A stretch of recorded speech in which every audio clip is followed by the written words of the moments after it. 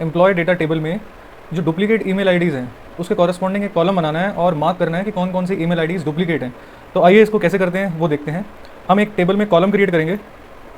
Calculated column का नाम मैं लिख देता हूँ चेक इज़ इक्वल टू, यहाँ पे एक वेरिएबल बनाते हैं और इस वेरिएबल का नाम रख देते हैं current email is equal to. Current email में हम पास कर देंगे इसी ईमेल का कॉलम। तो यहाँ पे एम्प्लॉय डेटा ईमेल, और हम रिटर्न क्या कराएंगे, रिटर्न कराएंगे हम इन्हीं ईमेल्स को काउंट करके। तो यहाँ पे फंक्शन लिखेंगे कैलकुलेट। कैलकुलेट करना चाहते हैं हम रोज़ को, रोज़ को काउंट करना चाहते हैं तो हम लिखेंगे काउंट रोज़। टेबल का नाम दे देंगे एम्प्लॉय डेटा, और किस कंडीशन पे हम काउंट करना चाहते हैं तो हम चाहते हैं यहाँ पे हम लगाएंगे फ़िल्टर फंक्शन। टेबल का नाम देंगे एम्प्लॉय डेटा। फ़िल्टर एक्सप्रेशन में हम डालेंगे कि जो ये ईमेल आईडी का कॉलम है, ईमेल, ये बराबर होना चाहिए किसके, ये बराबर होना चाहिए इस करंट ईमेल वेरिएबल के। यहाँ पे मैं लिखूँगा करंट ईमेल ब्रैकेट क्लोज।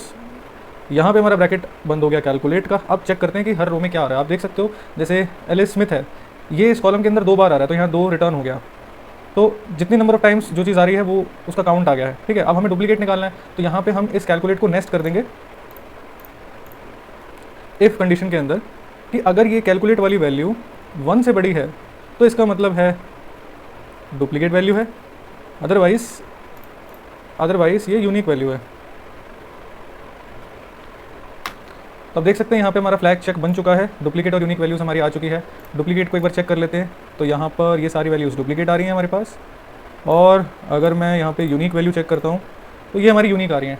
अब मैं इसको बताता हूँ कि ये वर्क कैसे कर रहा है। आपको पता होगा कि कैलकुलेटेड कॉलम रो बाय रो कैलकुलेट करता है। तो सबसे पहले हम चलते हैं वेरिएबल करंट ईमेल पे, और इसके अंदर वैल्यू स्टोर हो रही है ईमेल आईडी की। तो फॉर एग्जांपल हमने इस डैक्स फंक्शन ने स्टार्ट किया फर्स्ट रो से, तो फर्स्ट रो जैसे है एलिस स्मिथ की, तो ये वाली वैल्यू जो है करंट ईमेल में स्टोर होगी। अगर हम फर्स्ट रो पे हैं तो वो रिटर्न पे जाएगा और फिल्टर करेगा इस पूरी टेबल को, और स्पेसिफिकली इस ईमेल कॉलम को।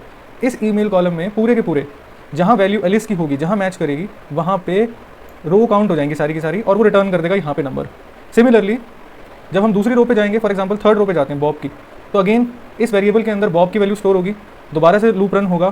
फिल्टर फंक्शन के अंदर यहाँ पे आ जाएगा कि ईमेल की वैल्यू बराबर है बॉब के, जहाँ जहाँ बॉब जे की वैल्यू होगी वहाँ पे रोज काउंट हो जाएंगी, और सिमिलरली हर रो वैल्यू को रिटर्न करेगी काउंट करके। तो बस एक कंडीशन लगा दी है इफ़ के अंदर कि भाई अगर वो वैल्यू 1 से ज़्यादा हो तो वो डुप्लीकेट है, अदरवाइज वो यूनिक है।